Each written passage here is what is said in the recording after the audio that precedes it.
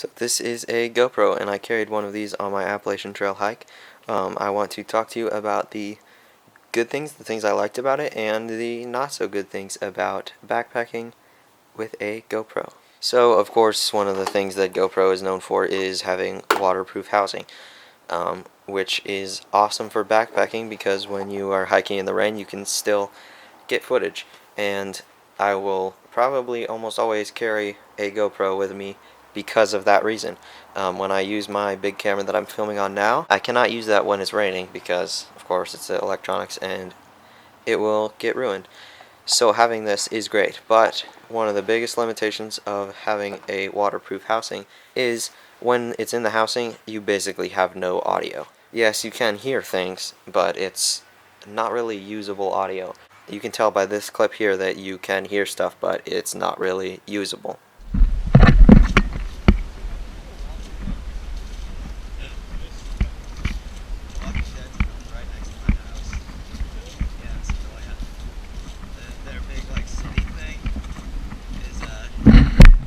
Understanding what people are saying is also very hard with the case on.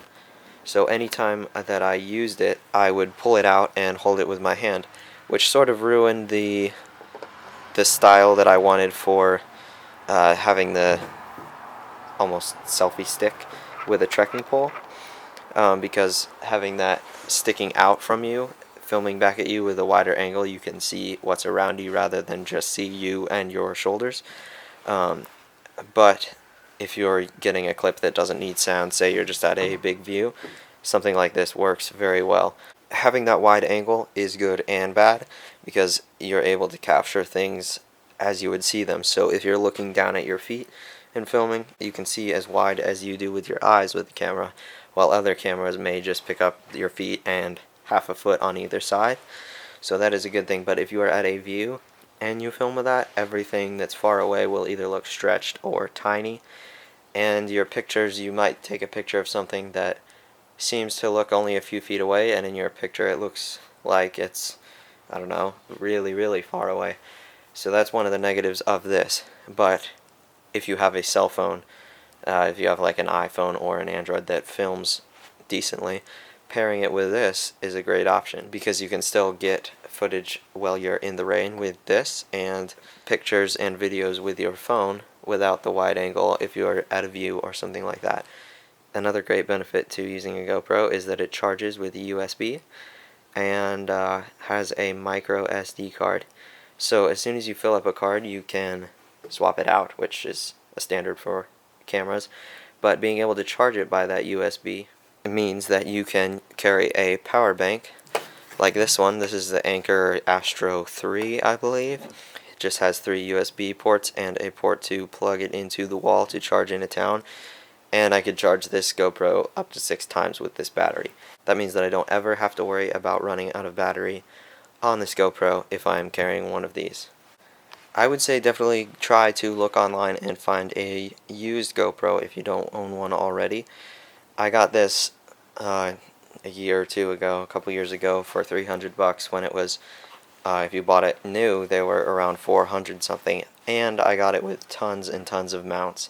So that saved a bunch of money with the mounts. I don't use them all, but I got quite a few that I do use. And speaking of mounts, one of the mounts I would definitely recommend bringing is this bar mount.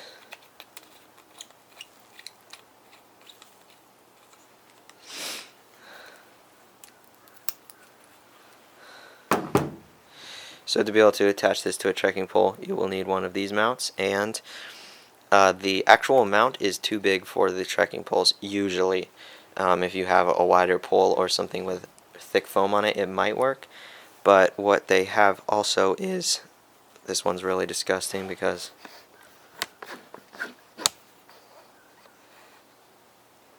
I hiked the whole trail with it and it's been stuck there.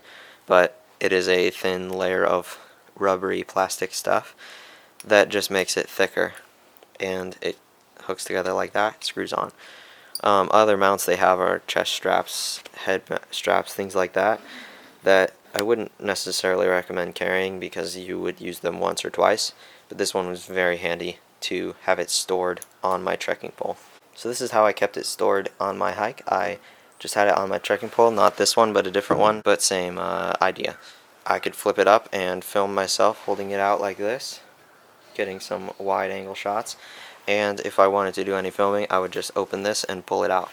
When you're hiking though, I would never recommend having it, I had it flipped around the other way, and I stored it up like that first, facing out as I walked. And I would not recommend that because that is how I got this giant scratch on there. But if you flip it back like this, if you drop your pole or something, it is pretty safe. So let's talk about settings to optimize storage and quality. So if you go into settings, 1080p is top quality for this version. If you have a Hero 4, I would choose 4K or 1080p.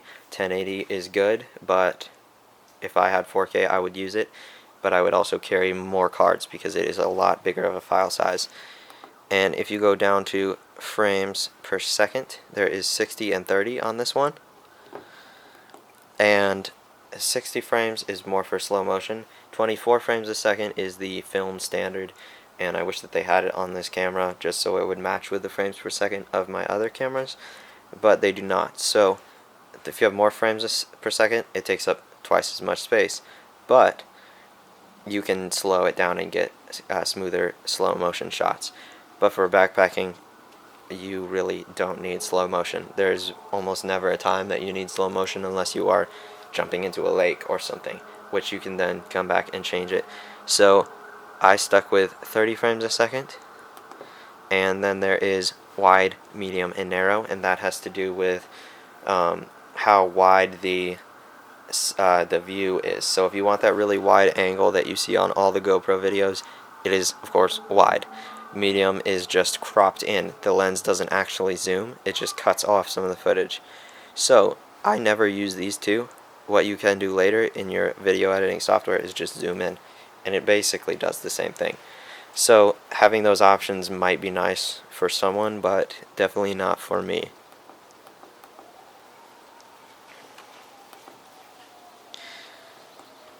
And then for pictures, having the most megapixels makes it the most clear, best image.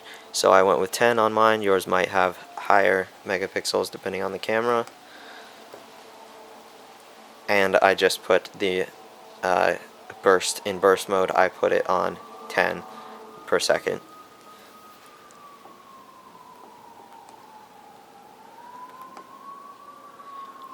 For time-lapse mode, you can do every 10 seconds, 30 seconds, or 60 seconds. I chose 30 seconds just because that's what I wanted. If you're doing a time-lapse of something that is a lot more fast-moving, you would go with the less seconds. And if you are doing something that is extremely slow, like say something was melting, you would probably go with the 60 seconds. And the 30 seconds in between, for I use that for clouds and things like that moving. Then you can also change it from which way is up. So say it's on your trekking pole face down and you're filming your feet this way, you would want to change that so that up is towards the bottom of the camera. But generally I left it on there because you can also change that in post. And that's pretty much all of the settings that I used. You can also set it up to pull your photos over to your phone using Wi-Fi, and I found that pretty helpful if I wanted to share something on social media. I thought this was a pretty decent camera to carry if you're just looking for something lightweight and durable and has decent battery life. I'd love to hear what kind of cameras you guys carry while you're backpacking for stills or video. Leave that in the comments. I read all the comments on all my videos, and I love to have feedback from you guys. If you have any questions about any of my cameras or video or anything during a backpacking trip, leave them down below. Thank you guys for watching.